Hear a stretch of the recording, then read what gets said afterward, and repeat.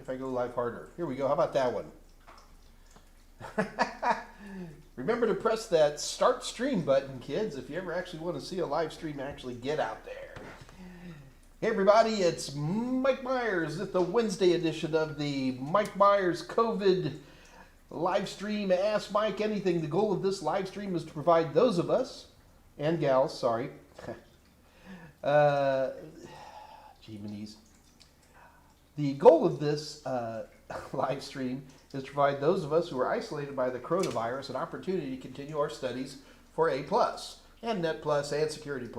We go outside the big three, but that tends to be where most of our skills are, but we can talk about just about anything you want. So the goal here is mainly to talk about CompTIA topics.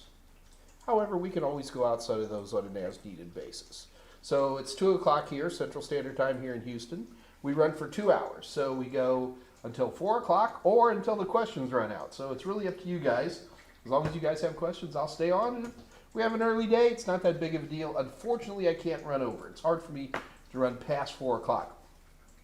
I know it's a little bright in here and a little bug-eyed. We've been working on this system build, and we've come a long way since Monday, so I was looking forward to showing you guys some of the stuff, but you get this weird look, and I can't beat it. Here, in a few weeks, the studio at Total Seminars will be open again. I'll have professionals lighting me and everything, and I'll be happy. But until then, you're stuck with the old man here.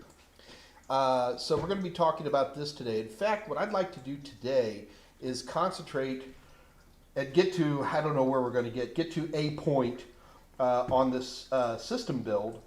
And once we are at that point, I'm going to go ahead and just set it down, and then we'll do questions. So I'm thinking we got about basically an hour. So here's how this works. Number one, you have to ask me questions. And to ask me questions, just type them here into the live stream. That's a good way to do that.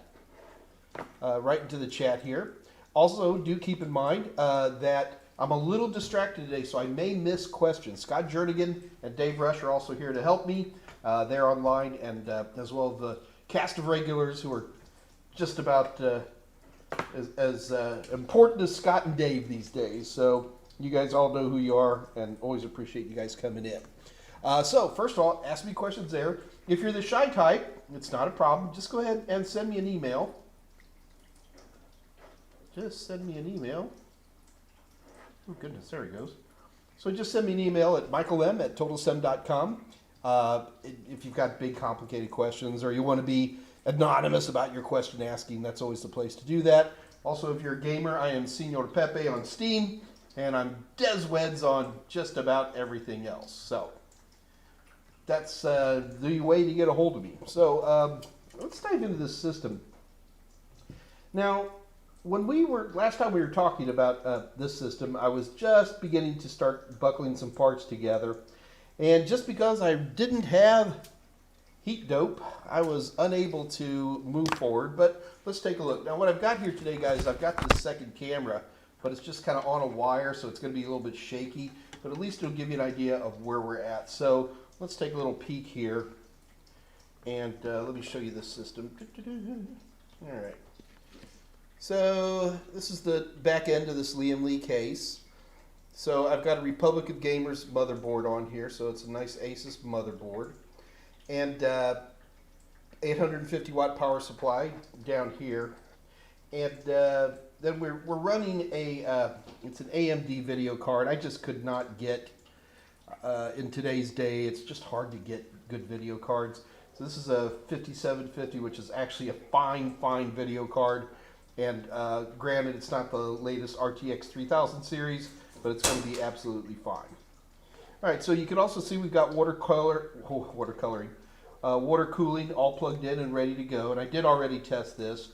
These are all RGB fans, RGB cooler, RGB RAM, RGB LEDs on the motherboard itself, RGB on the video card. I even have it on the front of the case, but we're not going to quite get to that. So a couple of interesting things that took place while I was working on it. First of all, so you can see that's one of my M.2 drives right there. Getting that screw in was an act of Congress, to say the least. Now, that's okay, but my motherboard only came with one of these, and here's my other slot for my other M.2, which I have here on my person.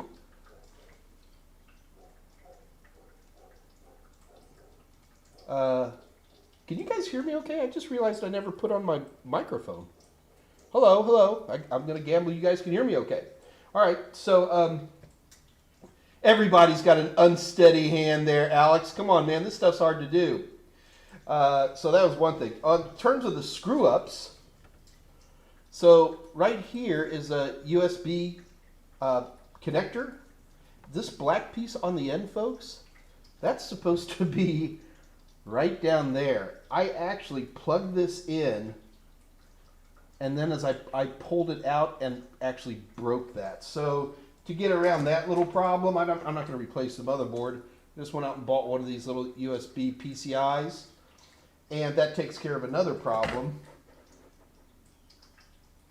in that this case is a booger. Holy shamullions.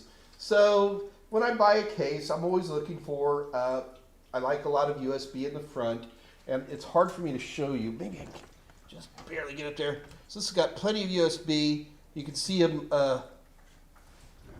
down there, and you can see them across the bottom. And it's USB-C, so I'm running USB 3.2. There's blue USB 3.1s, and there's also USB 2.0s. So getting all this strapped up was pretty interesting. In fact, I'm still not there yet, as you guys can tell. But we'll go ahead and get that buckled down. On top of that, remember, part of this for me is to try to get into some RGB. I've just never been an RGB person. I don't mess with the lights. You know, if something lights up, great, but I've always been, I ignore these things. But with this one, I've actually started to buckle this down a little bit, and we can take a little tour. What's interesting here is that there's 3 RGB systems. Number one, there's the one that comes off the motherboard. And let's get that camera back up again here. See if you guys can see this. So if you look right here, you'll see, that's a little bit of a potato shot. That's 3 wires, and there's a wire missing between the one on your left, or the number 2 position relative to UR. So these are the RGB connectors that are built into this motherboard itself. So that's nice. However, the case comes with RGB, so I had to plug the case in separately, and then I got all of this behemoth here, which is all RGB. And if that's not enough, I bought some more RGB fans and a controller because I thought I'd plug some more in later. At this point in the game, I'm like, okay, let's just wait a minute, Mike. Let's get this strapped down and working, what we got, and then we can pull more fans in. The only downside so far that I can see, and it's not that much of a downside, is I'm going to have 2 different apps running to control 2 different sets of RGB. So no big deal there. They're both highly programmable, so I shouldn't have any issues there whatsoever, fingers crossed. Yeah, it stunk to break that USB connector on a $300 motherboard. That was painful, but we did it. Hang on, I'm getting lots of texts. Okay. But these things happen, and this guy cost me all of about, I don't know, 30 bucks. And what's also interesting is that the motherboard only had 1 high-density USB connector, but I really need 2. So that takes care of that problem as well. I'm just going to have yet another device with another controller, but how are you going to get around that? In terms of cable management, we haven't had too much problem. Let's go back to the second camera one more time, show you where we're at in terms of cable management. We've started, but we got a ways to go. So as you can see, I've got everything leading out nicely through the cable management guides here. This is all going to get tied down once I know everything's working and is pretty. That'll all be tucked up behind the fans. These are for the water cooling. I'm not going to mess with. I'm just going to leave them flying in the breeze like that. And there's a few long cables. You can see that I've tried to do some clever feeding around to just make them a little bit nicer. All of these guys, once I've got everything buckled down and pretty, I can tuck those back into the system And it should look pretty good. So for example, like this wire right here, this one right here, see how he just comes out and pretty much goes straight in? I could do more than that, but I'm just not interested, to be honest with you. I like cable management to keep things cool. I don't like cable management as a reason to make our lives difficult. So what I'm going to do, I've got power on this thing already. There's electricity. So I'm going to fire up the power supply. First thing I notice is on the motherboard itself, things are starting to light up. That's a good sign. At least I know the electricity is coming in through the EATX, or what we used to call the P1 connector. Everything's coming in there good. But what we're going to do now, over here, these are the buttons to start up the system. And this is your hard drive light, your reset button. So I just drag on these. There we go. So that's up and going. That's the power on self-test. What a wonderful convenience to have that on a system like this. So it's going through the power on self-test.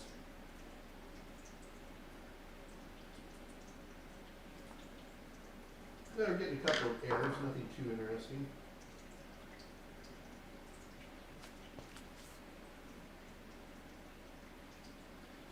I'm glad to see that it saw the SSD that I've got plugged in.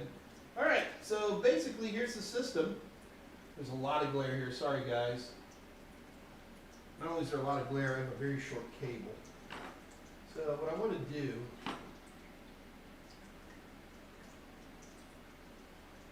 this is what's most interesting to me at first, is temperatures. That's bad. I'm not sure why that is so hot. It says I had a CPU fan error, which might be secret code for I accidentally unplugged something, which I'm very capable of doing. Oh, or how about if I just straight up unplug the CPU fan?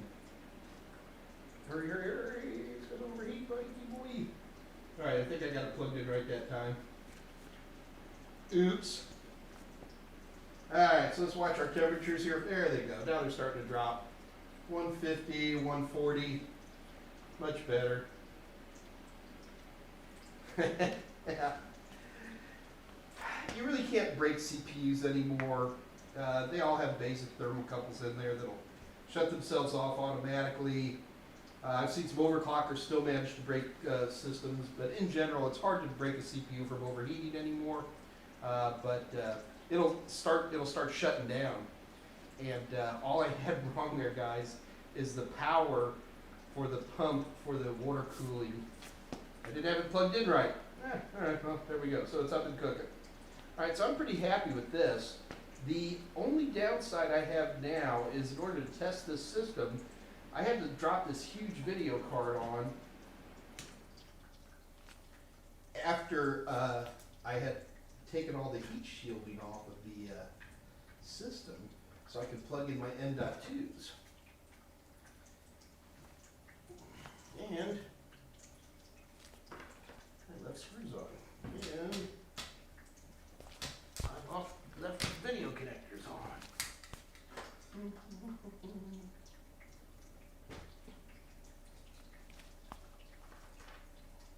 There you go, number 2 screwdriver.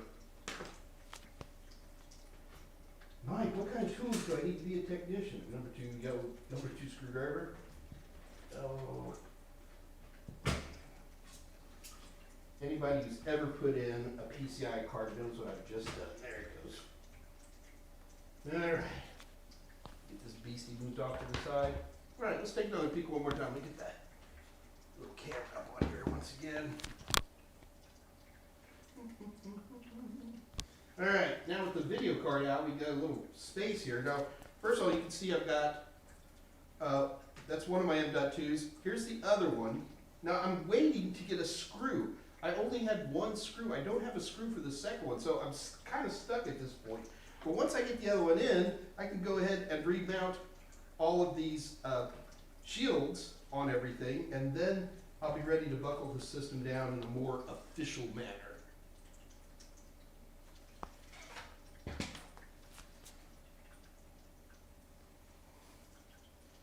So, yeah, one going to switch to a separate mic here, guys, just to make sure we don't have troubles. Does that make me a little bit louder, Scott? Can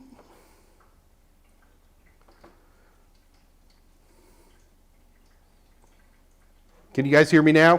Somebody respond. Okay. Woo, sorry about that, guys. The problem is I'm so busy doing all these other things, I'm having trouble watching what's going on with my mic. Sorry about that. So basically, the bottom line is when we come back next Monday, this thing will be buckled down and ready to go. And I guess I can show you a quick shot of the inside, but it's pretty impressive little case. Probably a bit overkill for what I originally wanted, but it's a beautiful case and it's running like a champ. And I guess I can try to show you some system setup. The problem is it's really hard for me to capture those screens without specialized studio equipment. So let's go ahead and just set this puppy down for right now.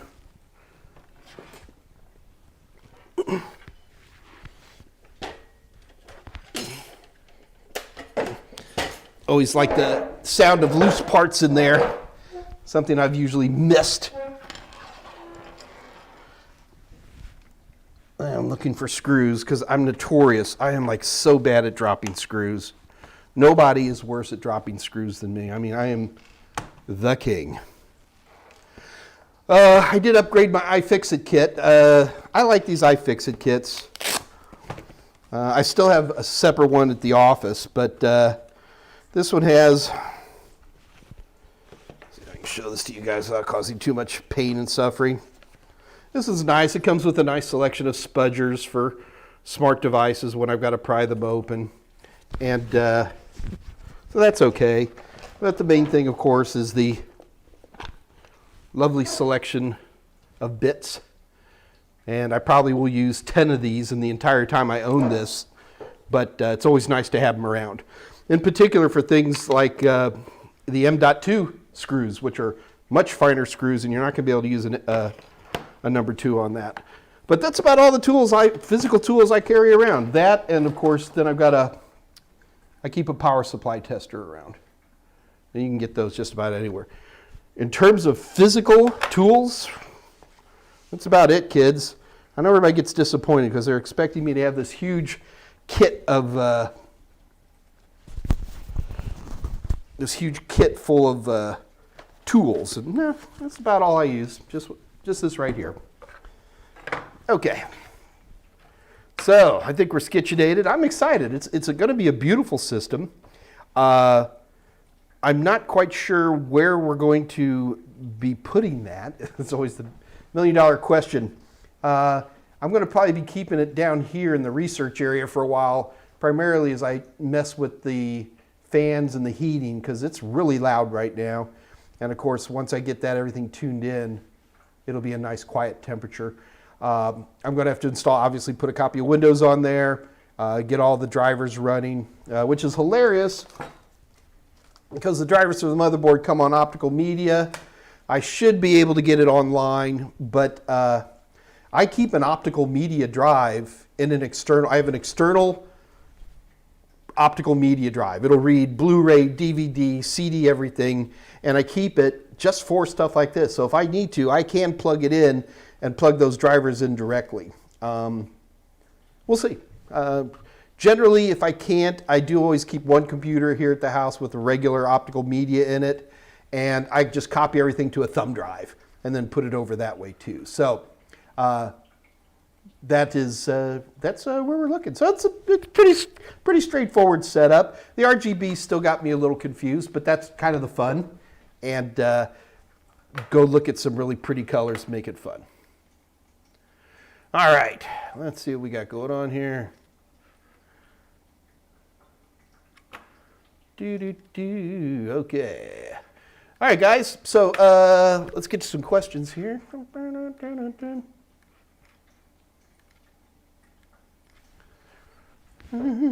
I look so small in the camera when it's set up like this, but I needed it for my big system. I'll dig through, see what kind of questions people have.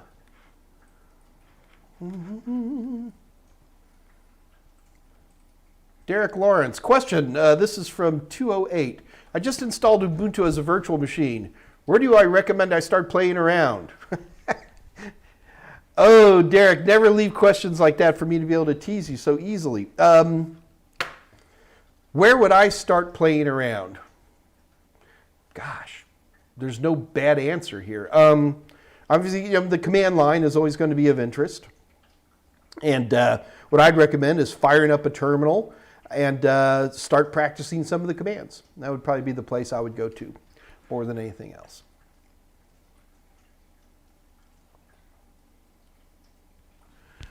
Reality says, delete the virtual machine and do a bare metal install. Reality. That's serious stuff. Alan Dugan, you say RGB, it means the lights. Yes, Alan, it's all these lighting systems. So we're going to make it prettier and prettier. Glowy lights makes the PC run faster. Rick Allison at 2:10 p.m. It's only 10 minutes ago. It's not bad. Question, I noticed that the Mike Meyers Net Plus Media teaches subnetting and CIDR. Should I worry about VLSM for the Net Plus exam? Yes, Rick, you should. But to be honest with you, it's not going to ask very many questions. And the questions that Net Plus asks are, in my opinion, pretty simple subnetting questions. So definitely, I don't really separate. I know that there's a difference between VLSM and CIDR. I know that, but they kind of go together like peas and carrots. So if VLSM, variable length subnet mask, I'm just going to go ahead and, you'll definitely do it. Because you're always going to start with a WAC24 and how many subnets do I need so that I can get 3 hosts in each system. Or I've got one WAC24 network ID and I have 3 offices. What's the maximum number of computers that can be in each office? Those are the kind of questions it asks. And so don't make it any more complicated than that either. It really shouldn't.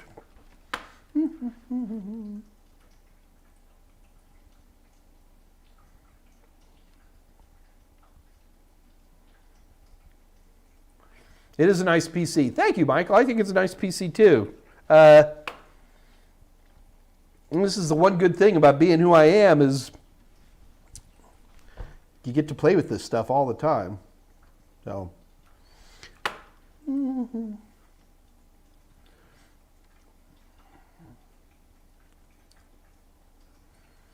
Told what, CPU fan error. I would turn that alert off in the BIOS. I wouldn't, especially when I'm just booting the system up. When I'm bringing it up, that CPU fan error is what allowed me to see that it took me a minute to diagnose it. I didn't have it plugged in right, Tolowit. Elbow XMP. Yeah. Derek Lawrence passed the Core 1 a couple of days ago. Congratulations to you, Derek. Well done, sir. And I found that the Core 2 will involve a bit of Linux. So I installed a VM with Ubuntu so I can start playing around with it. Unfortunately, I'm on a laptop doing this. Laptops make perfectly good virtual machines. I guess the only thing that I would consider doing is getting an external mouse, not try to use a trackpad or something. Most hypervisors just make it a little bit easier. Even that's just an opinion. Told it, or does the BIOS detect an all AIO as the fan? AIO, all in one? Not sure what you're asking there, buddy. 2:13 p.m. Alan Dugan. You can watch a lad on YouTube called KL Gamers, and he makes PC from scratch, sometimes using RGB RAMs and fans. Yeah, Alan, this whole thing really came up as a question mark that some people had asked me about, what am I looking for in my dream system? And to be honest with you, most of the questions were, how do I pick a motherboard? How do I pick a RAM? That kind of a thing. We've already covered those in earlier episodes. At this point, I'm just having fun wrapping the system up. So this is all just fun at this point in the game. There are guys who are better system builders than I am. Definitely some good guys out there, especially when it comes to the esoterics of cable management, especially when it comes to really high-end water cooling. I bow to those guys.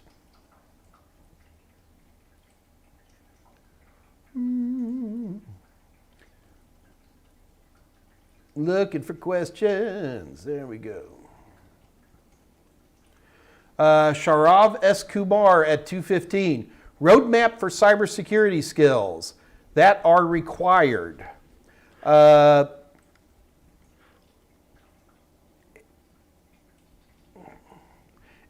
stands for the liquid cooling system I installed. Is that a brand name? I didn't even notice that. Now you got me interested.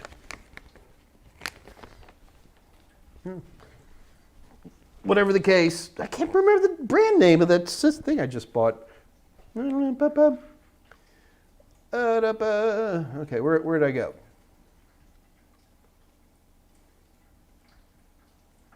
Oh, so that are required. Sharav S. Kumar. None are required. In fact, we've done episodes here in the live stream. You should do a search on this, how to get entry-level security jobs. And a lot of them don't even require certifications. Certifications are really just to help you get your foot in the door. None are required at all. There are very successful IT security professionals who have no certifications. What certifications do is they get your foot in the door. Certifications get your resume from the bottom of the stack to the top of the stack. Certifications allow people who are trying to decide whether they want to hire you or not, that you at least have a certain baseline of skills. So, Sharav, the question you need to be asking me is, Mike, what is out there? And I'll tell you, that is a video we should be doing. I've already had somebody ask me about it, and I've been kind of avoiding it, but kind of like an overview of IT security certifications. I'm writing them down to help me remember that I want to do it. Scott Jernigan, let's do IT security certifications next week, either Monday or Wednesday. And Sharav, so come back and I'll give you a more detailed one. But right now, you have all these different groups. What I can tell you is that most people consider the CompTIA Security Plus as the de facto first certification you take to get into the world of IT security. And I think there's some very good reasons for that. Number one, the Security Plus is an extremely broad exam. I mean, wow, is it a broad exam. But that's kind of good because what it's doing for someone like yourself who's trying to decide what they want to do, it gives you like a survey of IT security, what's happening out there, and gives you the opportunity to go, okay, well, maybe I don't want to be a pen tester. Maybe I want to get into audit or whatever you might want. So that works really well. So definitely go for your Security Plus. And then come back next week and I'll do a big video on, I'm not going to measure every single IT security certification. There's too many. But we can talk about the big groups and paths and what people are doing. And that is going to be your thing. And Shiraz are going to do that just for you.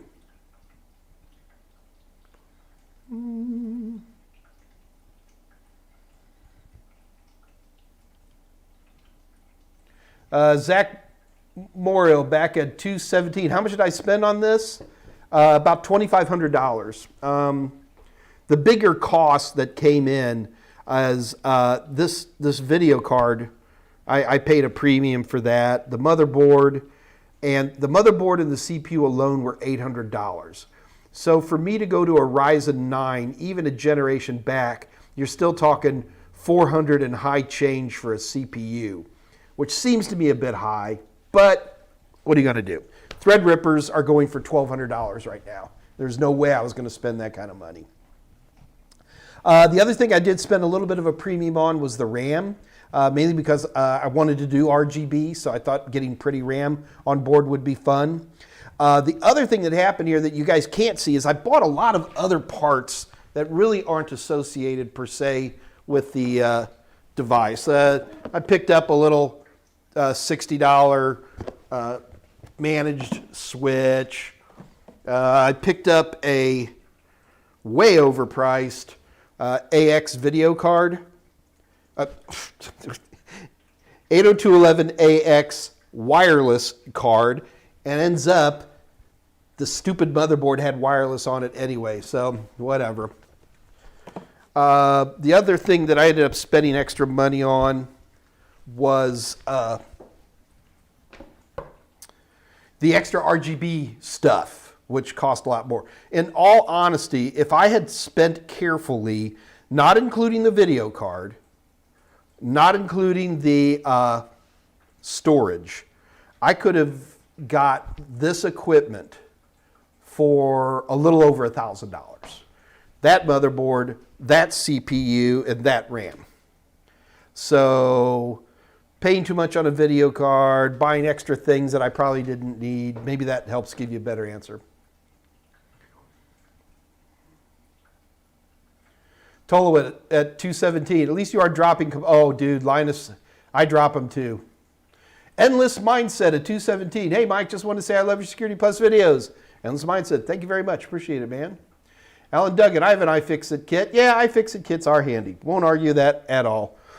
People who actually work on, I love the sound of a tiny and probably important screw dropping all over my floor. People who work on smart devices call iFixit garbage. But for somebody like me who, I probably actually use a spudger 4 times a year, it's fine and it works great. It's all together in one nice little pretty package. And I like them. Yeah, so there you go. Doodle-bit-boom.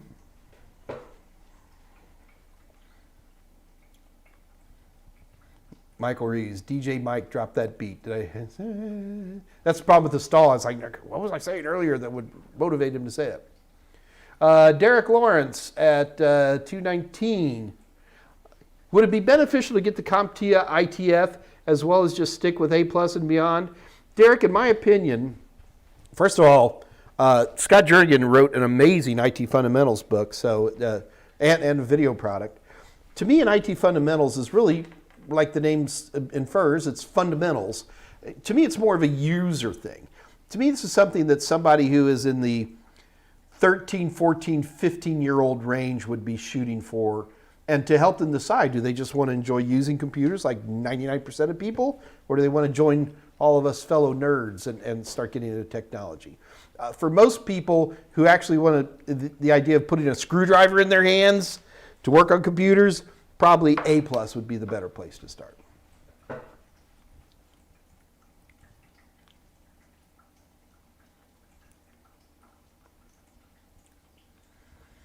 Okay, Sharav, I got it the first time you said it. Roadmap for cybersecurity skills that are required. There's none that are required, but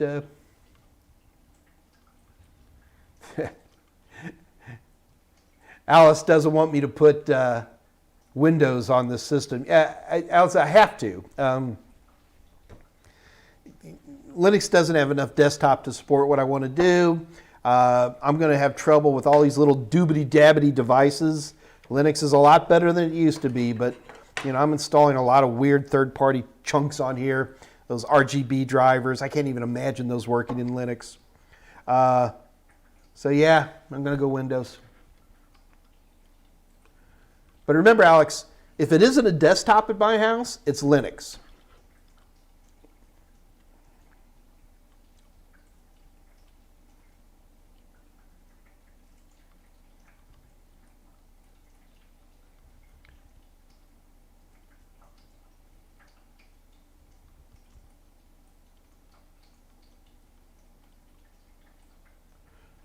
Alex, the purpose of a multi-source, hang on.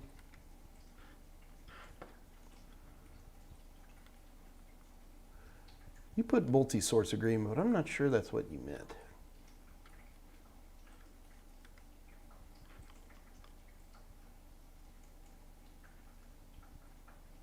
Oh, okay, it is. All right, so question from my friend Alex, throwing them underhanded to me.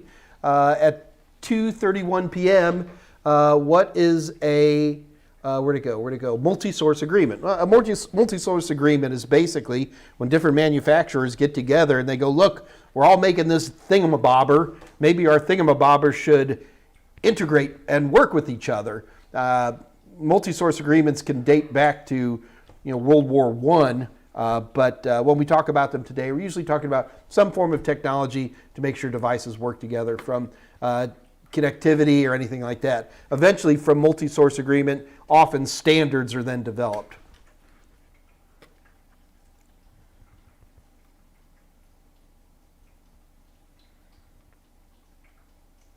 Alex, what are the denial of service attacks that put servers at risk? What are the denial of service attacks that put servers at risk? There's so many. Denial of service, different types of man-in-the-middle attacks. Alex, I'm going to have to skip that one. I'm not quite sure where you're going with that one. Avocado. Hey, Avocado. How's it going, brother?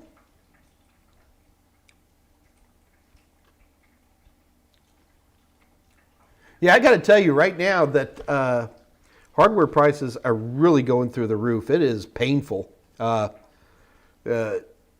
often tell people that the right time to buy a system is right now. You should never put off, because they're always worried about some other technology coming down the pike or something like that. But I got to tell you, if I could avoid buying a system right now, I would. I mean, I got a budget, so I can swing this stuff. But for a really work for a living kind of system right now, I would be very tempted to wait 6 or 8 months. If for nothing else, and let these video cards cool off. Good Lord. It's really, really hard to get those.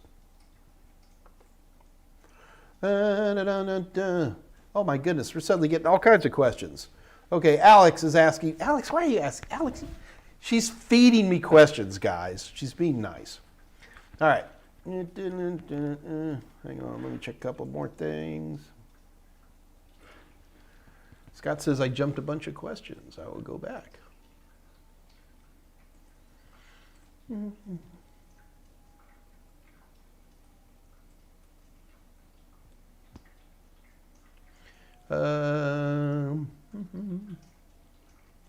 Okay, here we go. 221, Chris Arkwright. I've got a question for you, Mike. Are there any future technologies or standard revisions that you're really looking forward to? And if so, why?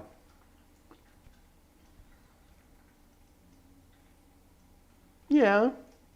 I mean, you want to go with just future technologies?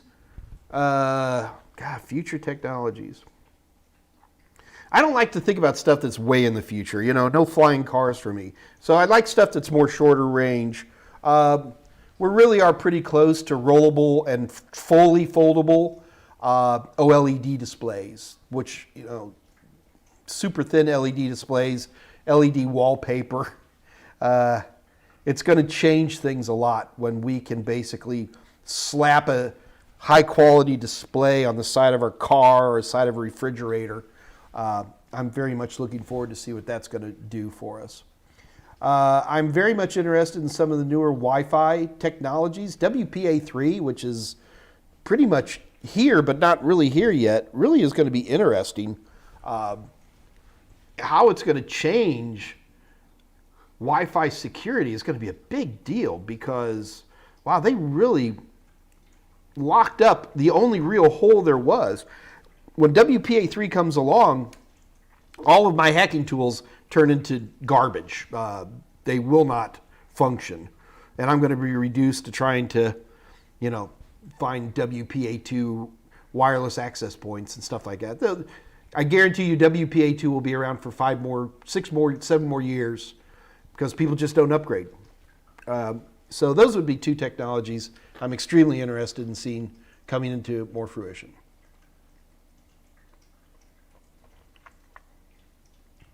Endless Mindset. Hey, Mike, my upload speed gets cut in half during daylight hours up until 11 a.m. at night. I suspect it's network congestion in my area. So do I.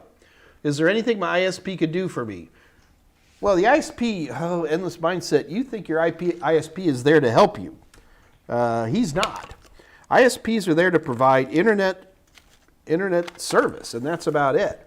And the problem is nobody bothers to read the fine print on these user agreements, and you'll see that most of them will sit there and say, best efforts, so they have no obligation. There's a lot of little caveats in there. Thing I would do is I would complain. And written complaints go a long way. Just make a few complaints. I'm assuming this is probably cable based on what you're telling me. And what's happened here is they've got too many people congested on the backbone. DOCSIS is a shared media like old school Ethernet. And there's a point where you're going to run into problems. They can just do some upgrades and fix it, but right now they don't want to because nobody's complaining. So complain. That would be the biggest thing that I could tell you to do. You could ask your neighbors to complain as well.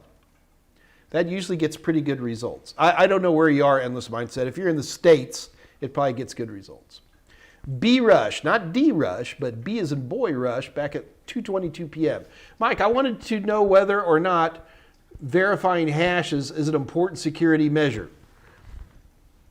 Is verifying hashes. No, I think you mean verifying data using a hash. Yes, that's very important.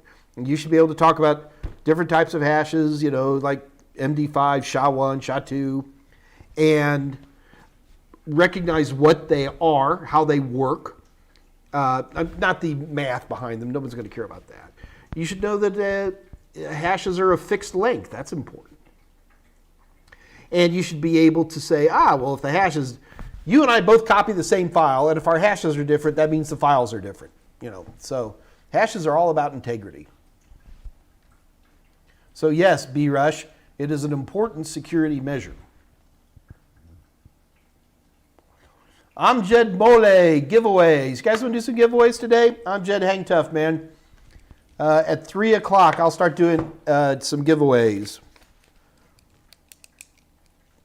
And Amjad, it's your job. If I don't start giving stuff away in 20 minutes or so, you just give me a holler and we'll start giving away some practice questions.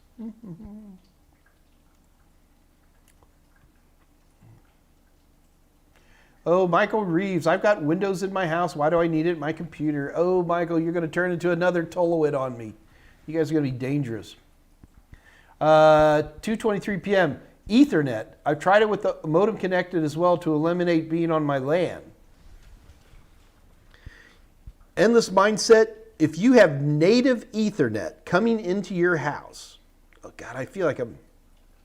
Oh, I see what you're saying. He was answering. Michael Reeves was asking a question. I'm going to walk away from that one.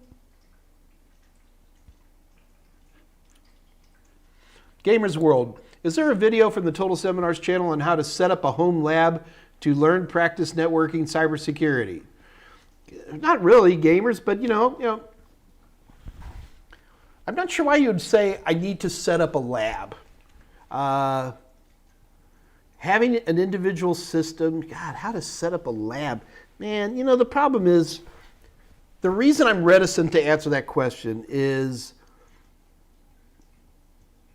there's a certain point where I assume that you have enough passion about these things that you'll start putting together pieces.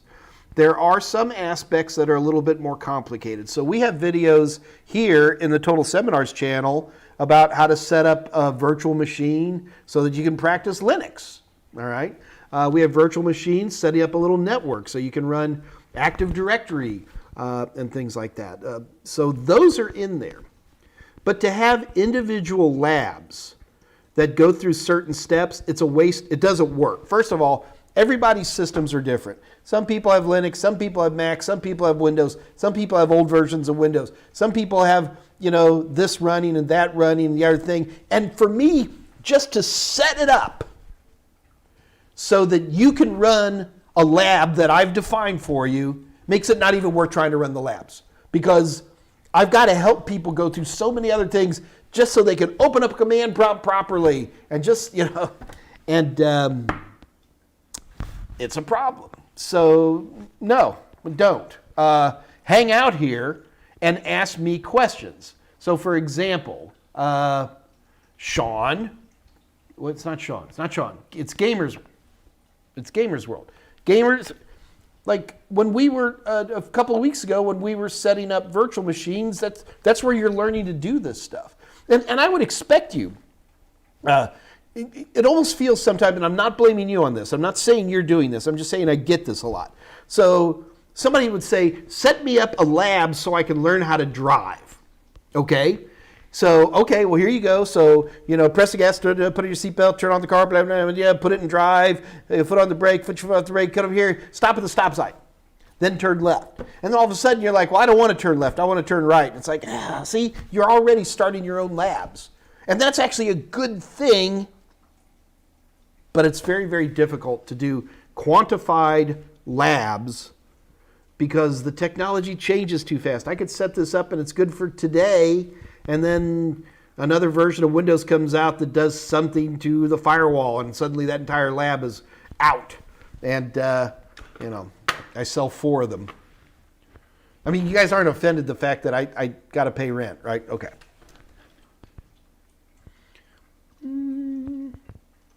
But Gamers World, come here and ask me questions, and let's try things. And then we can talk about ways to set up one situation or another. 2:24 p.m., Rick Allison. Question, are you a hobbyist musician? I see some drums on you. No, Rick, I'm a percussionist. I play with musicians, but I'm not a musician.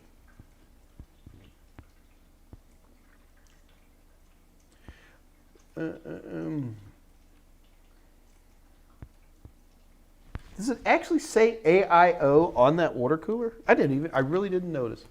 For Tolwood at 226.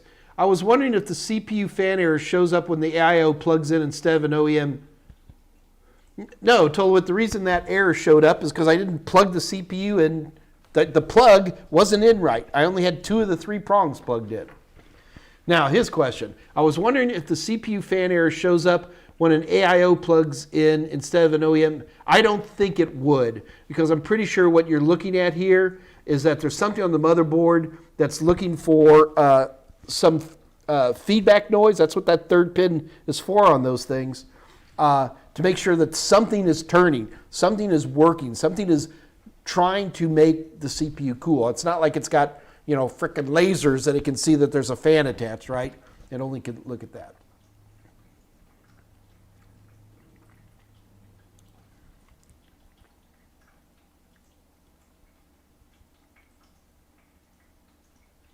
Derek Lawrence at 228. I use a docking station with my laptop. Yeah, that's why people use them.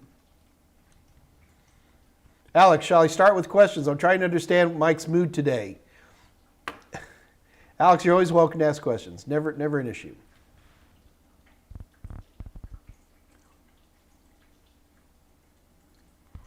So, Zach, you got to keep in mind, just because this system's expensive, remember we said build a dream system. So, I was spending a lot of money. To be honest with you, I can build very good systems. Not including the monitor, but I can build an excellent system for $800. There's a lot of bells and whistles on here that don't need to be in here. And that for $800, I'm talking about the case and your storage and your keyboard and your mouse, everything but the monitor.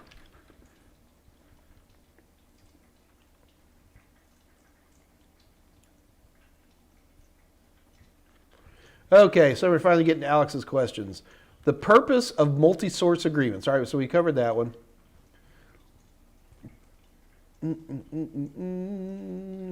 Looking for questions. So 2:32 p.m. from my buddy Alex. Physical network diagram versus a logical network diagram. Okay, so physical means your cabling. And so when we talk about a physical network diagram, we're usually talking about the physical systems themselves. So I don't have one in front of me, but a physical network diagram would usually say, the box here, this is a Windows system, this is a camera, here's a printer, and actually shows where the wires run, who's connecting to whom. It's usually like a like a circuit diagram, because it may not show really how the cables are running, but it just shows who's connected to who. So a logical is going to be much more interested. That's going to be more of an Ethernet level thing. And so a logical network diagram is going to be usually showing like network IDs, routers separating the network IDs. What are the IP addresses within each network ID?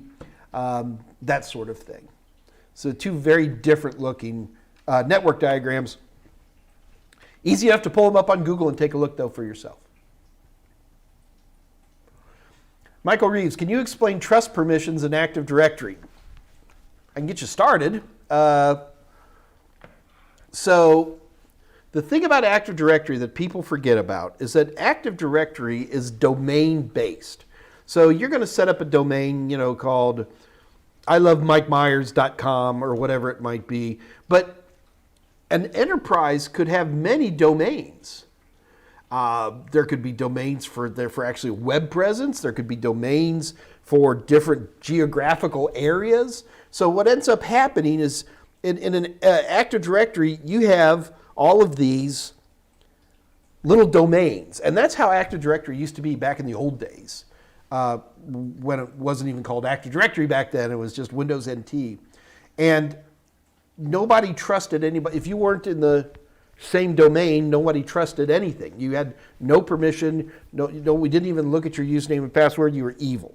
Well, it didn't take Microsoft very long to figure out that most enterprises have lots of domains, and if we're going to be using Active Directory, then we're going to need some mechanism to make that work.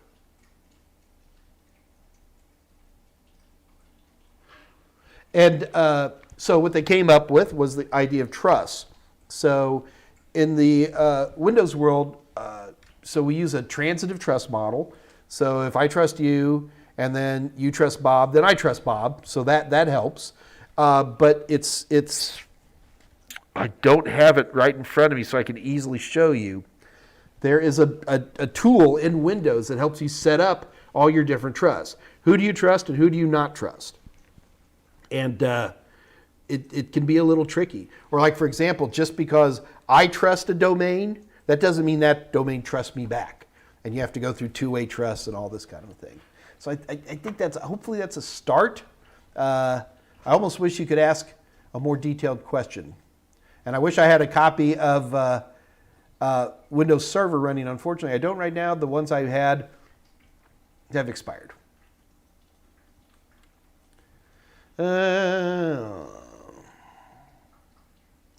Thoughts about Kali NetHunter. This is the last one I swear at. Alex, I haven't played with. I'm aware of it, but I've never played with it. I have no opinion, nor have I heard anybody talk about it. Or review it, I guess would be the word I'm looking for. I mean, that's a pen testing tool. Yeah. Oh, goodness. Every time I think nobody's asking questions, I move the mouse and suddenly I see a gazillion questions.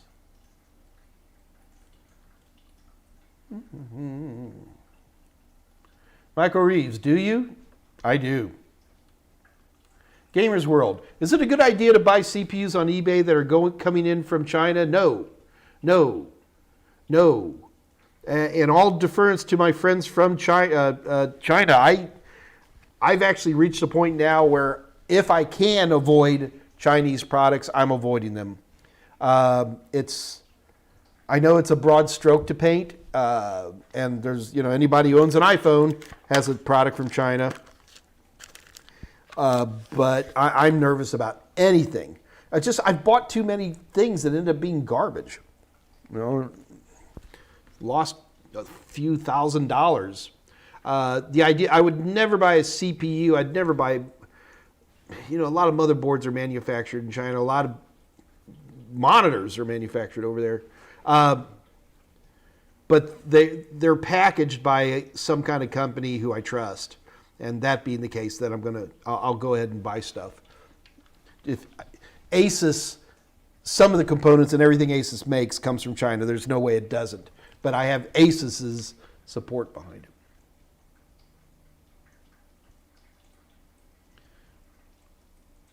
it.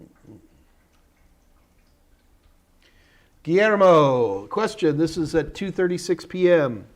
What is the best way to read your book to pass the first CompTIA?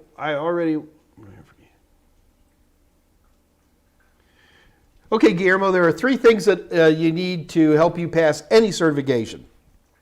You need videos, you need a book, and you need practice questions.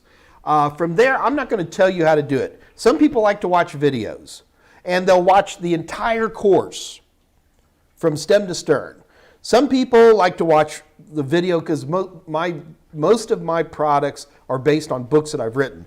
So they'll watch a set of videos that cover chapter 3 or whatever it is. Then they read the book. Then they do some comparison. Then they do some practice questions. Some people are not video watchers. Some people are readers. Those types of people are going to be reading a book. And they'll watch videos usually to get some ideas for labs. There you go, because, hey, Mike's doing something here. Let's do that too. But the important thing, it's whether you do books and videos, videos and books, whether you go all the way through, it's your own choice. I mean, what's interesting to you? What's driving you from a study standpoint? I would love to think that my books are so incredible that they're page turners, and be like, I got to keep reading. But people need breaks. So I look at the practice questions as you get to a point, like, okay, let's do some practice questions and see how we're doing. But I'm not going to tell you how to do it because I don't know you. The other one is a lot of people are kinesthetics. They want to touch. They want to do stuff. And for those folks, most of the time, they're watching a video or they're reading a book while they got something in front of them and they're putzing with things. Pick the one that works best for you. Try them all. Experiment.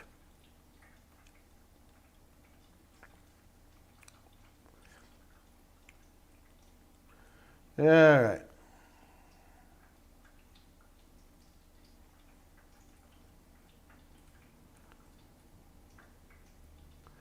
In your Network Plus video, you say that many of the denial of service that you mentioned are not dangerous anymore.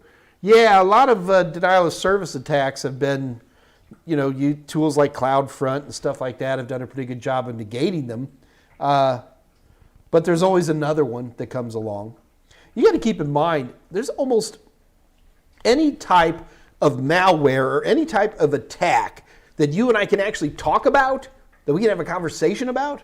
For the most part, it's fixed. Denial of service is a little bit of a different animal because denial of service is a thing as opposed to like talking about Stuxnet or something like that. But they're all fixed already. So you end up having, what scares people the most, like that SolarWinds thing that happened. Nobody was expecting. It was a 0 day. And those are the ones that scare us. Now, the thing is those aren't the ones that make most penetration testers money. Most penetration testers count on people not keeping their patches up, not keeping up on what's going on, and they'll actually do attacks that are not 0 day, but they're in there to, and they're there to help, and so they're doing a good job. But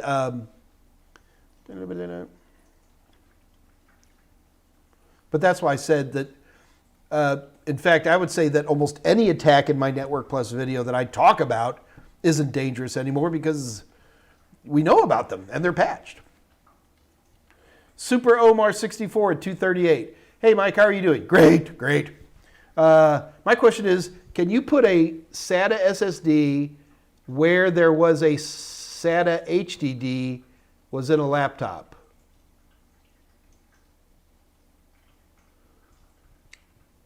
Okay, Super Omar, we got a little bit of a terminology issue here we need to work on, okay? I have a feeling that you think that this, I gotta look at this in the camera, I can't see it. I have a feeling that you think this is a SATA SSD. So this is an SSD drive that uses a SATA interface.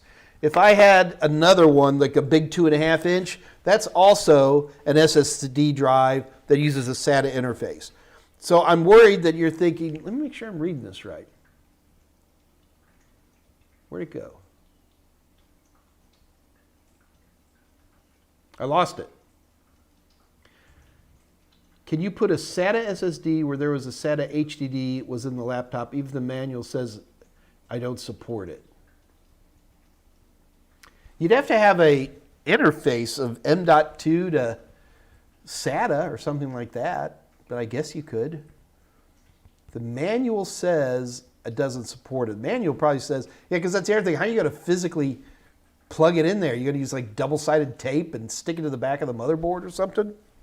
You've got a case where the old SATA SSD used to be. I'll tell you, I have seen some 2.5 inch. You can open them up and you plug. That was the sound of $100 hitting the floor hard. Where you can put a couple of these M.2 drives into a thing. It's like an external, and it has a SATA interface. That'd probably be the way I'd be going with it.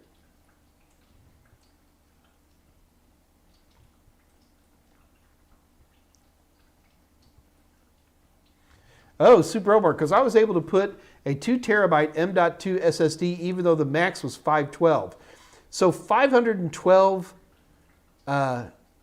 gigabytes is kind of a strange limit. It would tell me that your motherboard is really old if you got a 512 gigabyte limit. Gee, Super Omar, I'd almost like to see what you're doing there. Like, I'd love to take a couple of camera pictures. Just tell me what model this thing is. And then show me how you're trying to stuff this thing into a case, into a laptop case.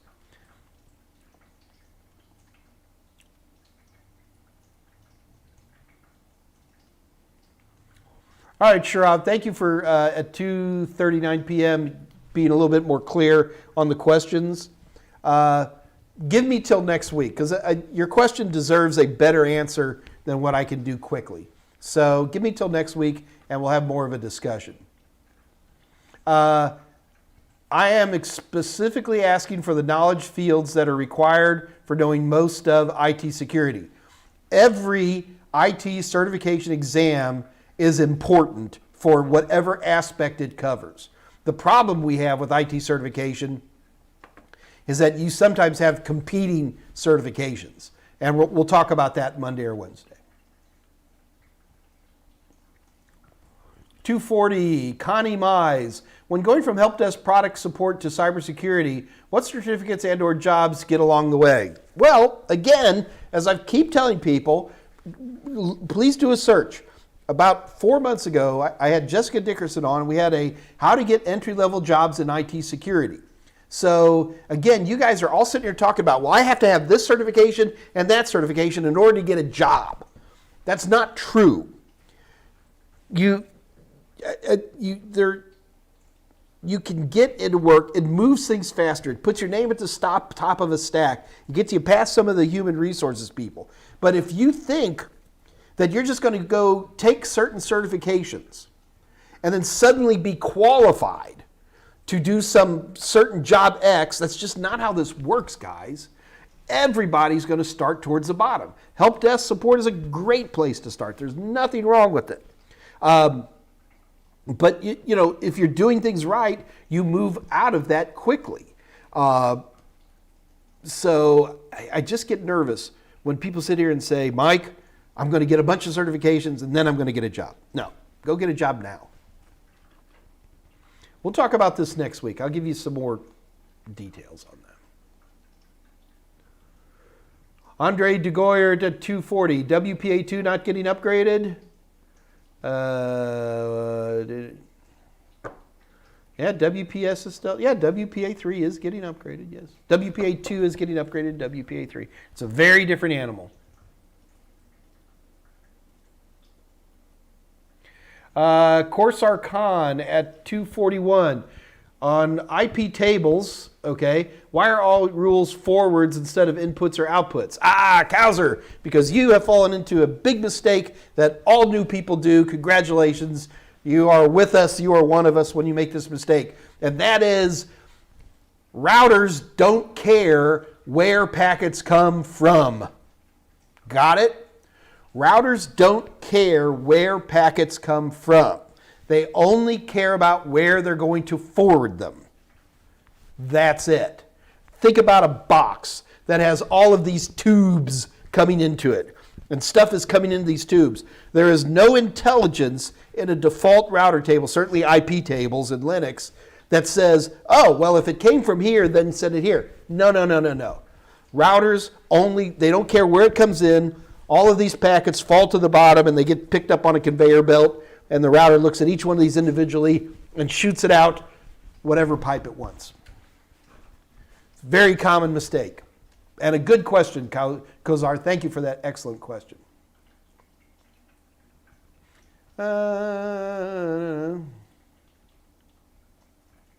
Avocado at 243. What's the difference between Microsoft 365 and Office 365?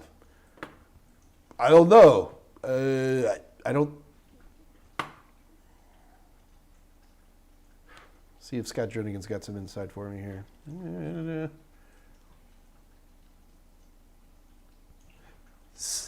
I'd have to think about that for a minute, because we use, what do we use here at Total Seminars? We got pay $15 a month, and we have all these extra tools like Teams and all that. But is that part of the Office suite?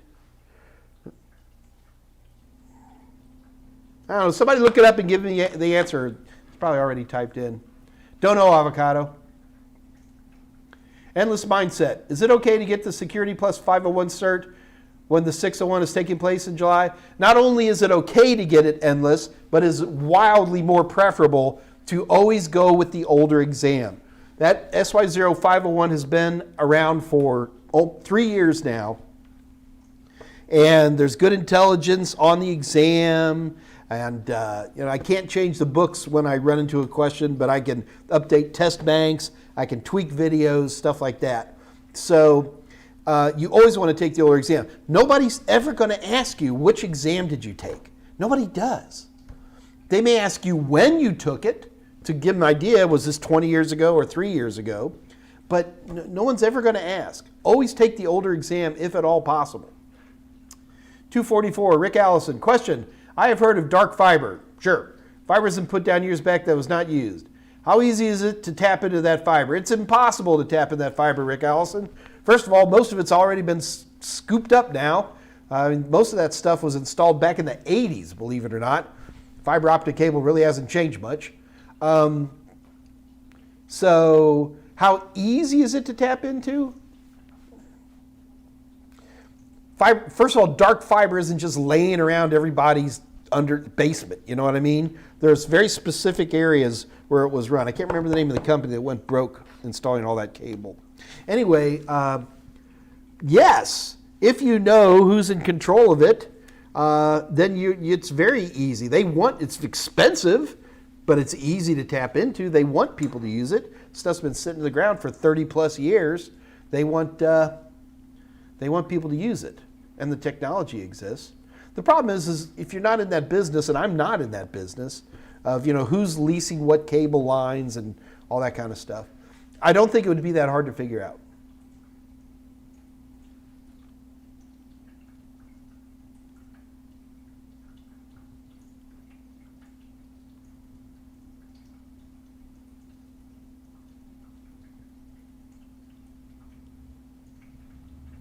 Looking for questions. 247, Super Omar. Oh, by the way, I asked someone from my laptop manufacturers. They said it depends on the computer. I'd believe that, Omar.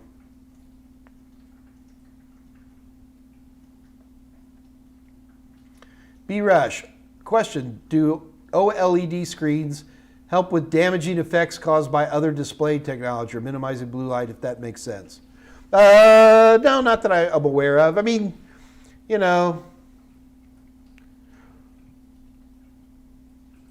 damaging effects.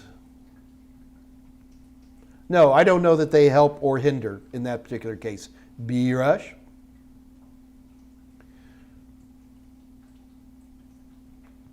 Michael Reeves back at 248. Which kind of bear is best? Sven at 247. I have skills with server backend and VMware, but no certs. How can I demonstrate my skills to potential employers? Sven, for most people who are looking for that type of skill set, you're going to have a technical interview. And what you're going to do is you're going to write into your resume that you have these skills. And then it'll work. It may not hurt to consider some VMware certifications as well. Sven, it depends. What do you want to do? You know, how can I demonstrate my skills to potential employers? Do you want to become a painter? You know what I mean? I'm teasing, Sven, of course, but you know, you need to you need to give me more ideas and details about where you want to go with that. Michael Reeves, name the show, The Office, not even hard. 2:49, how long ago was that? 20 minutes ago.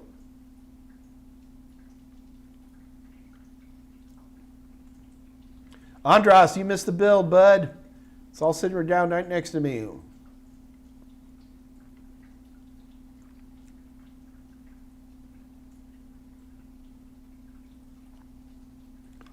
Sorry, guys, just scrolling through as always.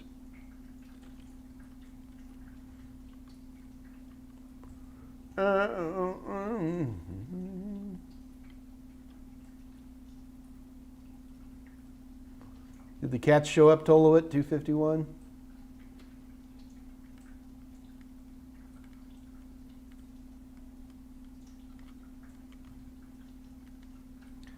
Kauser Khan, please, can you explain SACLs in Active Directory? I'm not sure what you mean by that. Kauser, I've got to be honest with you. I work with Active Directory. I work with Windows Server. I've certainly set up a number of the systems, but I'm not an administrator. And I've never gone that route. I've never got an MCSE or any of that stuff. So I would probably have to do a little more research. So Kozar, I apologize. I don't think I'm going to be able to help you with that question.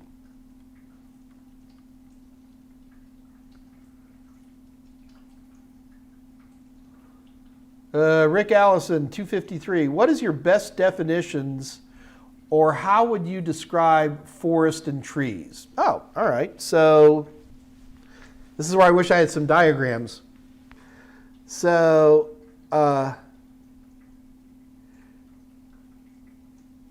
if I had a domain that was called, Mike.com, okay? So that would be Mike.com. Now, underneath that Mike.com, I might have Dallas.Mike.com and Houston.Mike.com and Paris.Mike.com. Each one of those are also domains, okay? And so that creates what we call the tree of domains. So it starts with Mike.com and then Dallas.Mike.com and then accounting.Dallas.Mike.com and so on down like that. So that's a tree where everybody shares the same core domain name and they just add to it. A forest is one company, one enterprise probably has a lot of different domains, all right? And might have another set of domains for all of their web services. And so it's going to be called MikeWeb.com. And it might have some old stuff from the early 2000s that it didn't want to change in a manufacturing plant called, manufacturing1.local or whatever it might be. So you have all of these completely unassociated domain names, but they're all administered, owned by, and controlled the same organization. That's a forest.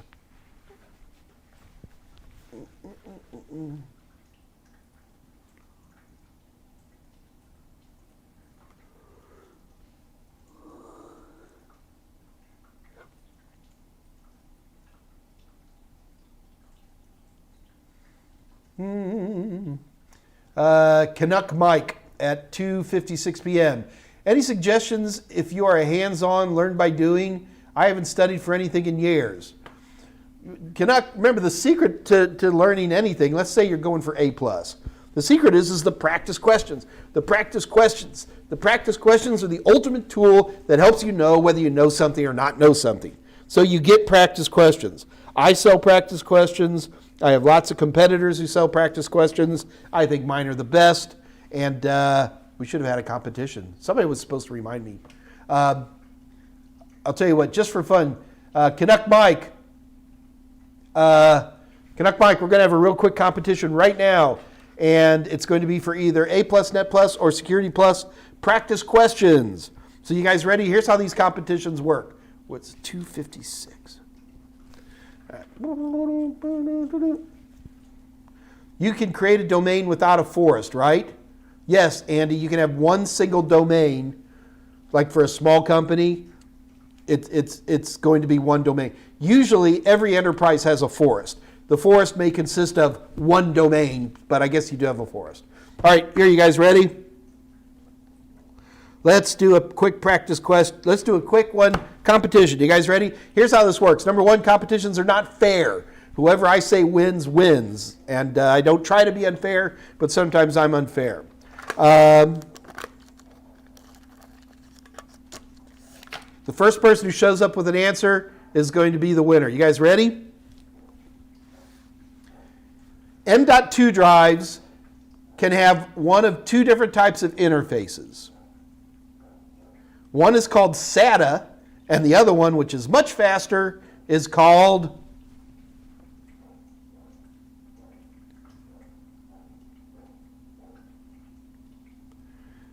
all right, Elbow typed in both NVMe and SATA, so I'm not going to let that one go. But I'm going to give it to Andras Neri, NVMe. That's all I was looking for. Andras was NVMe. So congratulations, Andras. You're the winner. In order for you to claim your prize, Andras, all you have to do is send an email to kathyy at totalsem.com and just tell her I won competition today.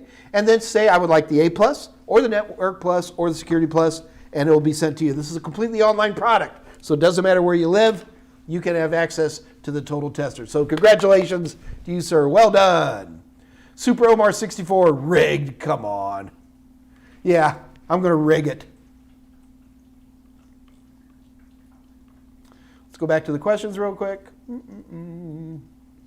Oh, guys, by the way, do keep in mind that this week we are offering a 50% discount on ebooks. So that's going to be, let me make sure I'm not a big liar here. So it's, 25% off. We're offering a 25% discount on my A+, Net Plus, and Security Plus ebooks. So in order to take advantage of this deal, all you got to do is go to www.totalsem.com. Scott Jernigan is going to put this all in the chat window. Head over to the merchant area, pick up a couple of ebooks, and just before you check out, use the code NEMY 011821. Again, don't worry, Scott Jernigan's going to put that down in the chat window so you guys can use that. But man, half price books, 25% off books is a good deal.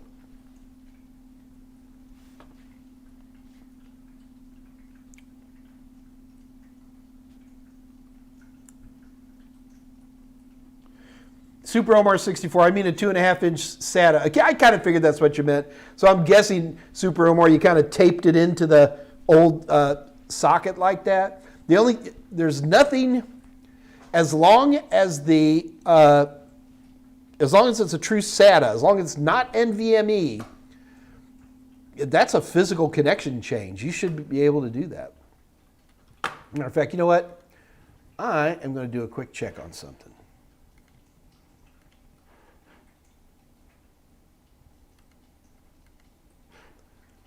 You ready? So I'm going to do SATA to M.2 adapter. Oh, there's tons of them. Tons and tons. $240. Here's Super Omar. Let's see if I can pull this up so you guys can see this.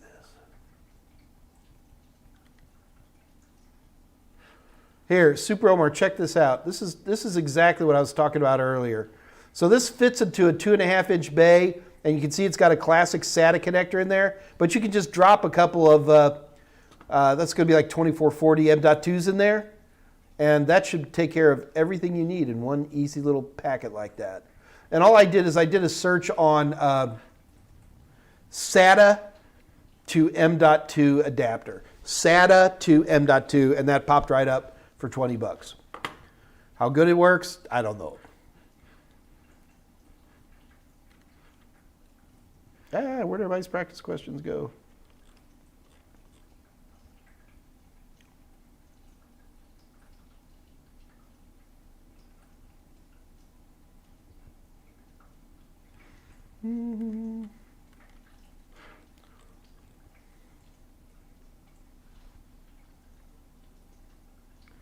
Gamer's role. What would you go for? A CPU with more cores but lower speed, or a CPU with less cores but higher speed?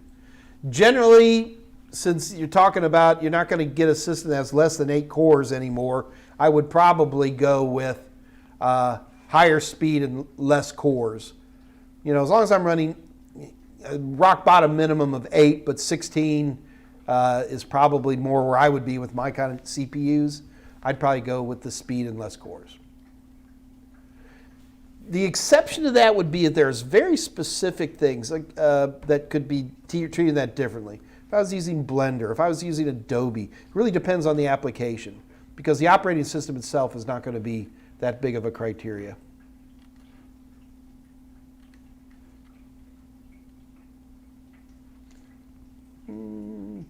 Endless Mindset at 3:01 p.m. How do I think I'm catching up all the time. I'm getting behind. Question, going back to writing a written complaint to the ISP, should I complain to the FCC? If your ISP is Xfinity, you can say a lot of things that you want about Xfinity. They will come out and they will fix their stuff. I have worked directly with Xfinity. I've been a beta tester for products of theirs. You can complain all you want about Xfinity, raising prices without your permission and all that. But I will tell you, when things are broke, they'll fix it. And I would not complain to the FCC unless they didn't respond. Or if they didn't respond in a way you wanted. And also keep in mind, when you say that your speed is half, what does your contract say?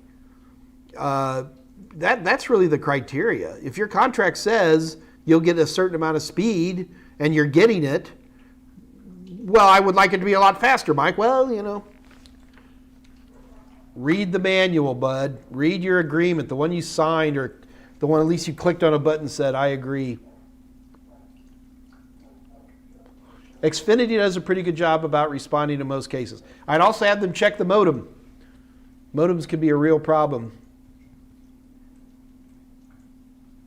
The cable modem.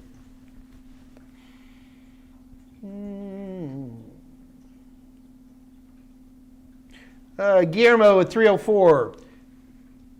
Is it better to read 1001 or both 1001 and 1002 content to pass the exam? I take them both. I schedule them for the same day. I'll take the 1001 test and then the 1002. So you get, it's 90 minutes, so you give yourself 2 hours to do one, then the next 2 hours to do two. That way you knock them out. So I study them all continuously. You'll notice that I do not have a 1001 book and a 1002 book. You can kind of split it up on your own based on objectives, but I take them together. So Super Omar, do me a favor on your laptop, that HP Pavilion Power, and make sure that it has well, you said it was working, right? So maybe if you got it working. What I'm trying to do, Mike, is put a 2.5-inch SATA SSD or a 2.5-inch SATA HD. Okay, I understand what you want now. So, Super Omar, that little device I showed you, you want me to put it up one more time? Nope, that's not it. Oh, dude, I closed it. Sorry. No, I didn't. Yeah, so Super Omar, it sounds to me that you need this. That looks like the 2.5-inch you'd see on any, the SATA connectors, and you drop your devices in there. You're going to have to do some reading on that and make sure that that is the tool that you need, but it looks like it is. Scott Wolf, isn't Microsoft 365 with email? Guys, I can just do some quick research on this. Can anybody research this and tell me what the difference is between Office 365 and Microsoft 365? 3:07 p.m., Connie Mize. My question was not just about certs. I was also inquiring about job roles to pursue along the way. By no means did I ever think that a bunch of certs alone. And Connie, don't panic. I know sometimes people think I'm insulting them personally, and I never do, at least not intentionally. If I'm going to insult you, Connie, it'll be face-to-face over a beer. Job roles, that's an interesting thing. Connie, I'm going to do a little R&D on that. I want to, because the job roles are vast. There's tens of thousands of different job titles out there just for IT security. So I want to security job roles. See if somebody's out there has organized this. I'm sure there have. I don't want to do this.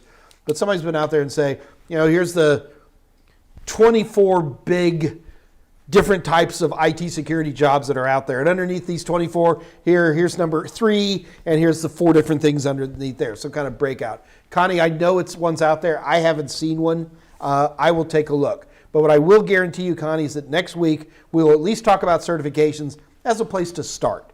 But thank you for the clarity. Connie, that helps very much. And I'll see what I can do in terms of job roles too. Super Omar 64. Dude, LBA's been around for 15 years. I mean, I can't look up this laptop for you very quickly. How old is it? A few years old? It's way past LBA. You're going to have big drive and all those other things in there as well.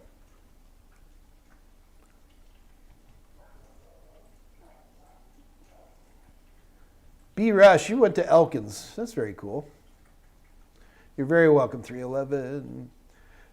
Keisha Mosby, 311. I've been watching your Linda LinkedIn courses. Are the same videos as the Total SEM with minor tweaks? Yes.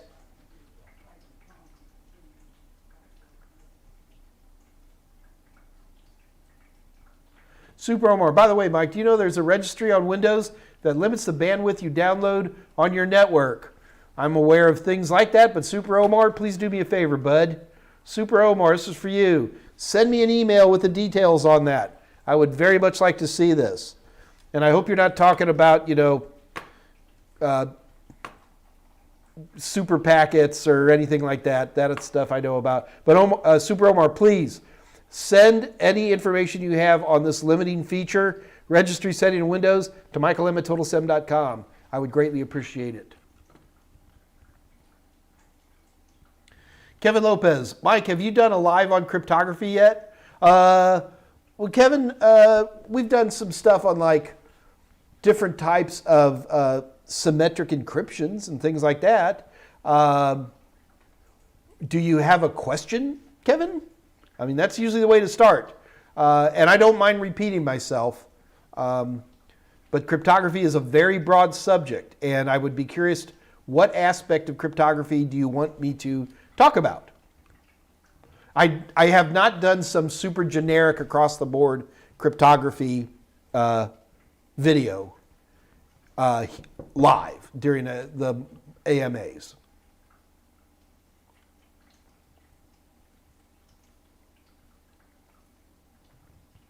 Guillermo. He used for Active Directory and admin questions. Eli, the computer guy, is a good guy. He has some good stuff, I agree.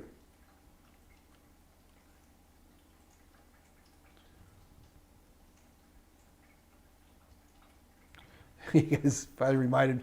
Let's remind him of the. Yeah, we finally got it worked out. All right.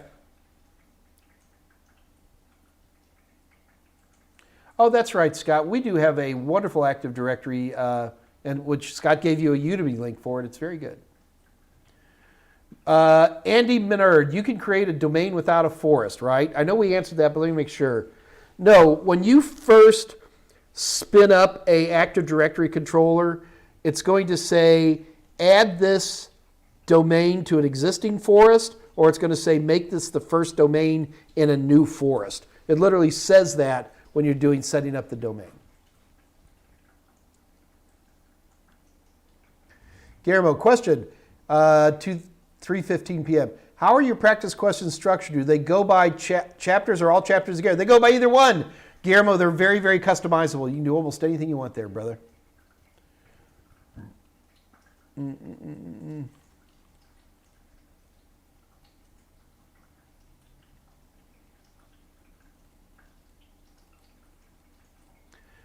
As usual, the whole scrolling thing.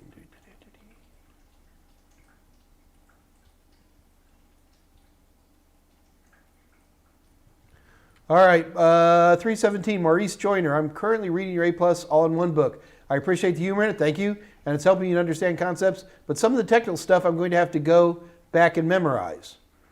Or you can talk about them here, Maurice. I mean, that's what we're here for, right? And it's literally the reason we're here is so we can talk about some of these things.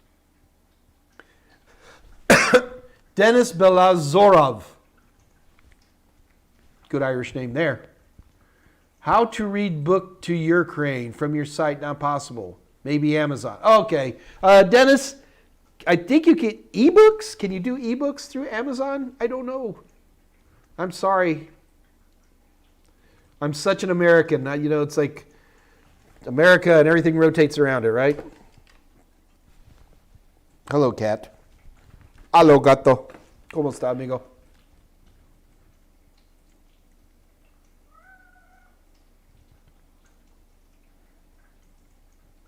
Andy Menard, are you familiar with Raspberry Pi 4B? Andy, I've got a couple of them laying around. I use one Raspberry Pi 4 as a home theater. I got another one I goof with. So am I familiar with them? I know what they look like. I know they have, you know. So if you're going to say, well, Mike, now that you said you're familiar with Raspberry Pi 4s, does that mean you can pre-program the GPIO to make a garage door opener? I am not that familiar with them. I know what they are. I own a couple. Keisha, 3:20 p.m. Keisha Mosby, I bought your CompTIA A+ cert book. Is there any way I can view it as an ebook on my tablet? No. We tried doing that, and everybody stole the ebooks, and I personally lost a lot of money, and that's what I get for trying to be a nice guy. All right, elbows out the door, 3:20. That was 12 minutes ago. 3:20 p.m. Aviator A. Why always a PC or a laptop goes slow after upgrading to Windows 10 from Windows 7? Well, I would disagree that they would go slow. They don't always go slow. In fact, I would say that they almost never go slow. My question would be is what's happening on the system? There's so many other questions. I have to disagree with you, Aviator, that every time you upgrade from 7 to 10, it runs slower.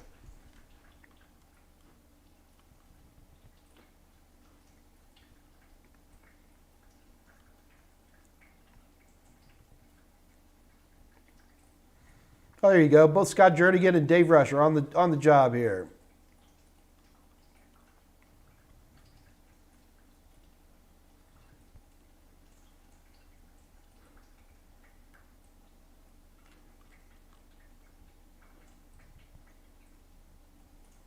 Okay, so endless mindset, definitely not the modem. Thank you for checking that. That can be important.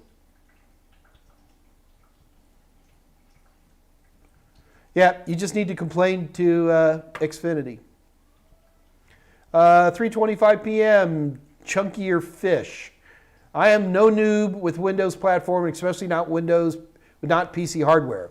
I have some Linux experience, but really no iOS, Mac experience at all. What is the best way for me to learn the platform? Oh, you want to learn about Mac stuff? Buy one. Just get the phone. And the other thing is you don't have to get a super new phone. That's the other big mistake people make. I mean, it doesn't even have to have a phone card in it. Get an old one that's halfway upgradable, and you'll be in good shape. Chunkier Fish, the other thing I'm going to tell you is the questions like that are very few and far between. Would not be in a big panic about that. 3:26, Maurice Joyner. Can you start your own home business after getting your A+ certification? Maurice, you can start your own business today. Well, I'm assuming you're in the United States, land of the free and the home of the brave. You can start, you don't need anything. The only thing that you're going to be using that A+ certification for, if you're hanging your own shingle, is you're going to put that on your card to give people some confidence. But no, you don't, just go start something.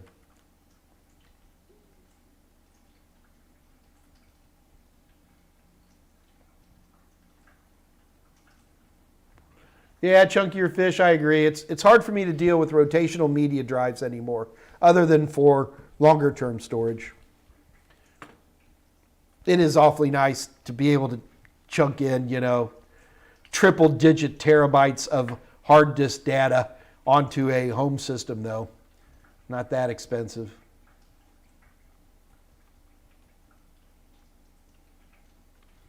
Thank you, Andy. These are my they're foster cats. Latest NVMe version, Eddie Lagos at 329. I have no clue. 1.4. Thank you for checking that, guys.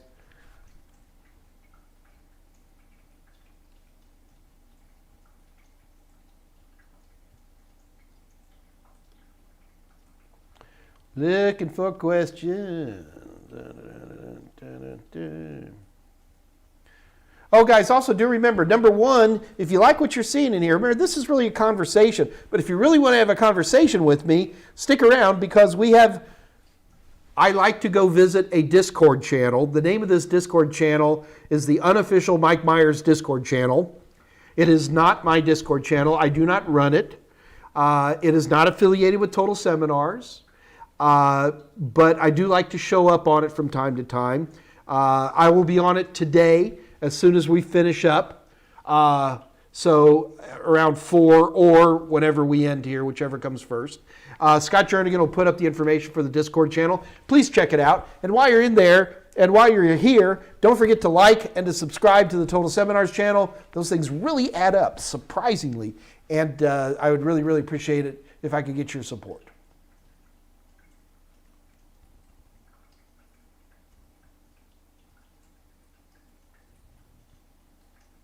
So Rick Allison, back on 332, was nice enough to look up. Office 365 is a subscription. Office 2019 is software you buy and install. Oh, but then it's like, but what is Microsoft 365? I don't think there's a difference.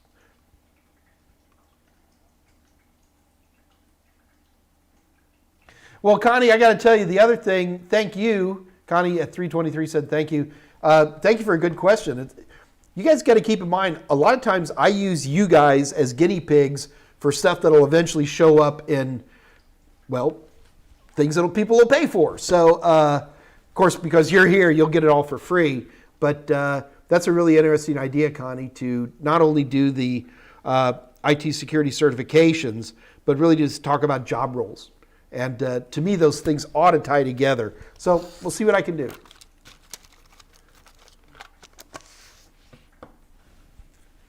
Uh, 233, Guillermo. Question. Suppose you don't take the 1002 right away after you pass 1001. Is there a timestamp? Guillermo, there is a timestamp, but it's I think it's a year. Scott Jernigan or Dave Rush can double check that for me. I got to warn you, though, Guillermo, that people who do that, you take the 1001 and then you're going to take the 1002 later, I would be really careful. My cat Jim is being very cute right now, and people are stopping at my front window and ooh and eyeing my cat. You're a ham. But the problem is that people will not schedule the 1002. So, light a fire under it. If you're going to do the 1001, then the 1002, I'd almost be tempted to schedule them, but schedule them 2 months apart or a month apart or whatever you want. Guillermo, I've run into so many people who took the first A+ exam and they never took the second one. Scott Jernigan says there is no timestamp for the 1002, but don't wait till there's a 2002 and a 2001 and a 2002. There's about a year and a half left on the current A+.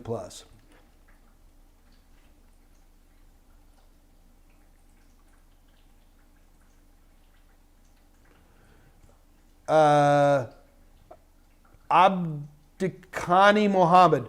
I can't access physical equipment. Can it affect my A+ in the future, sir? Yes. I guess.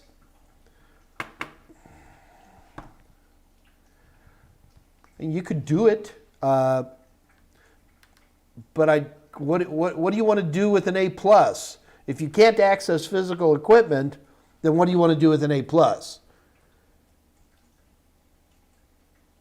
I would be very curious to see how that goes. Abdikani, keep asking questions. I want to help you, but we need to We need to keep talking about your situation so we can be more helpful. Abdikani, by the way, this is for you, sir. Don't forget that you can send me emails if you want. Abdikani, this is my email address, michaelm@totalsem.com. So if you've got any questions, feel free to send that to me or describe your situation. I am more than glad to help. But I am here for you, sir. And that's what this live stream is all about, you guys. All right, how are we doing here? Da-da-da.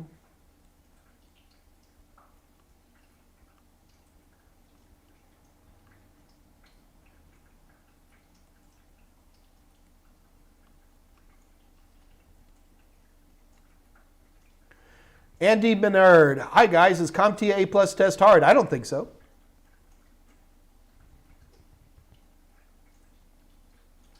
Especially, Andy, with you talking about like my Pi changed my VPN connection and stuff like that. You sound like you're a pretty good tech.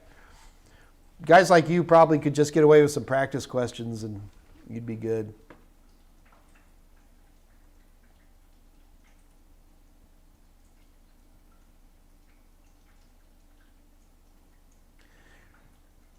So Toilet 336, the art of the side hustle.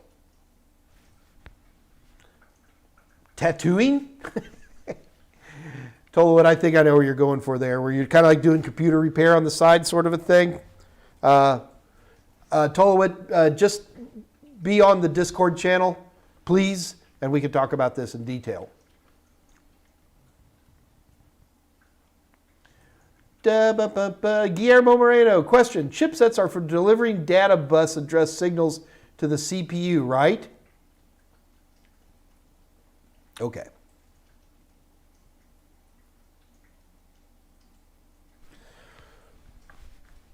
So CPUs are very integrated circuits today. Back in the old days, for example, CPUs would never talk directly to RAM. You used to have a separate chip called the memory address controller. That's all gone.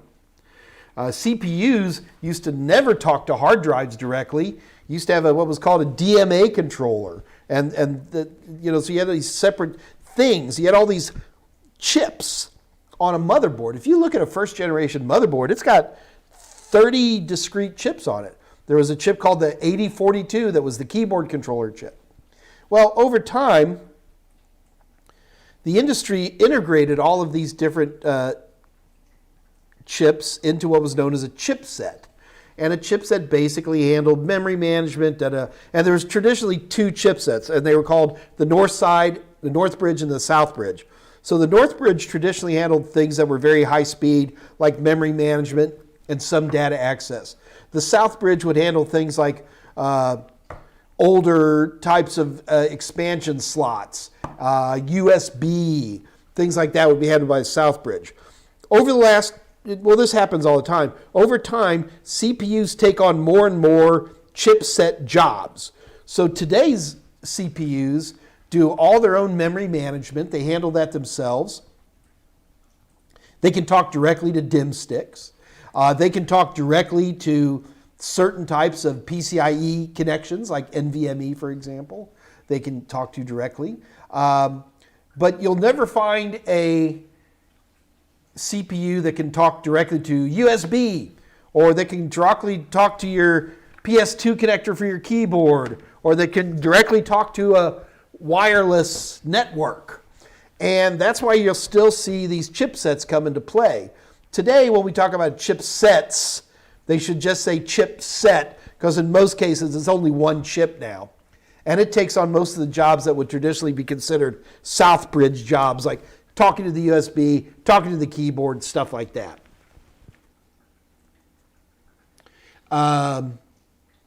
So the chipsets were for delivering data, but they still, Guillermo, I'm trying to use your words here, man, to help you, and I'm having a little trouble. So almost wish you could rewrite that question for me. So what I have in the book is I still use the memory controller chip, but I use the memory controller chip not because I want you to learn about a memory controller chip. I just want you to understand how RAM is accessed, right? Because that memory controller chip still exists. It's just built into the CPU. Got it? BIOS are the programs stored for devices, right? Basic input-output services, BIOSes, is a little bit of code stored on every motherboard in existence. It's usually stored on some type of flash RAM chip, and it allows your computer to talk to the assumed software of your system, assumed hardware of your system.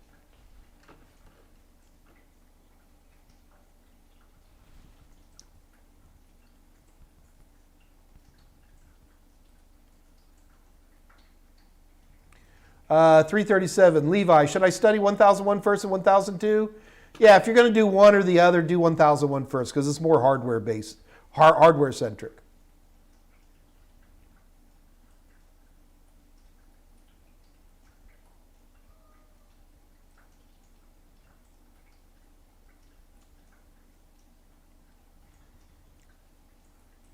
Super Omar, yeah, the cats are really marching back and forth. Jim wants to go outside so that he can die. My cat Jim wants to be let outside, and then he will run away and get run over by a car. And evil, cruel Mike will not let him outside. He's literally doing this on the window.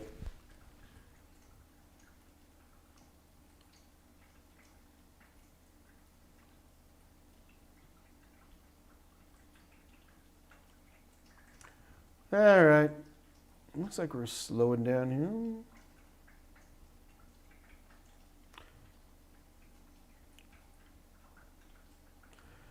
Gamers World, can you say chamad and chaon for entertainers' purposes?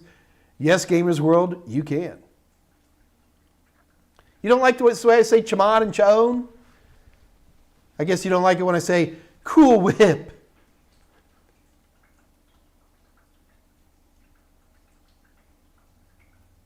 All right, Tolowit, talking about this side hustle thing. Let's talk about it on Discord here in a little bit.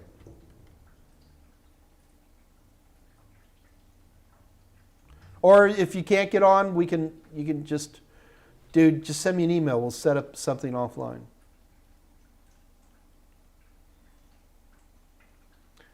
All right.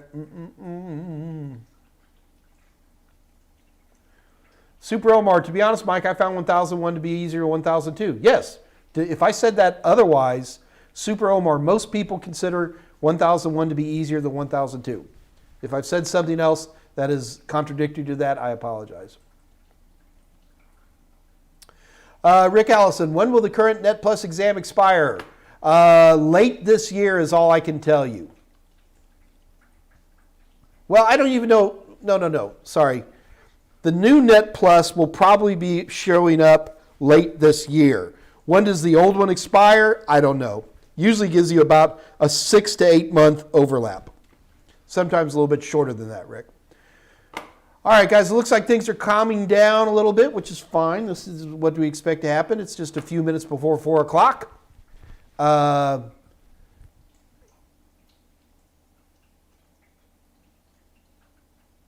God, here he comes.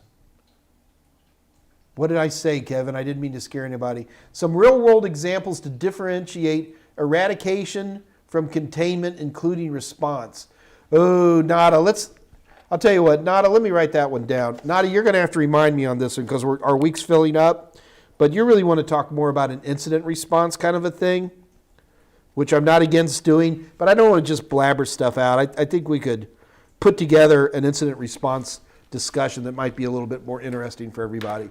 So, Nada, remind me, and we'll do that. But at this point in the game, I'm going to be concentrating on setting up IT security certifications and IT security job roles for next week. All right, guys, I'm tired. Woo, I'm beat. Let's call it a day. I'm going to head up over to the Discord channel. Guys, do remember, you get 25% off ebooks this week. Scott Jernigan, can you put up the post one more time on how they can go over to www.total7.com and get 50%, 25%. It's really 25%. 25% off ebooks. So that works all over the place. Absolutely fantastic deal. For those of you who are going to be joining me on Discord, I'll be in there in 10 minutes or less. And we'll probably be talking about some side hustles with Tolowit, but that should be about it. And remember, we'll have the system buckled up by Monday. Don't forget, Dave Rush is going to be on this Friday. So he'll be talking about Dave Rush and Raspberry Pis and probably DNS. I'm not so sure what he's going to be covering, but it's always fun to have Dave be on with Dave Rush.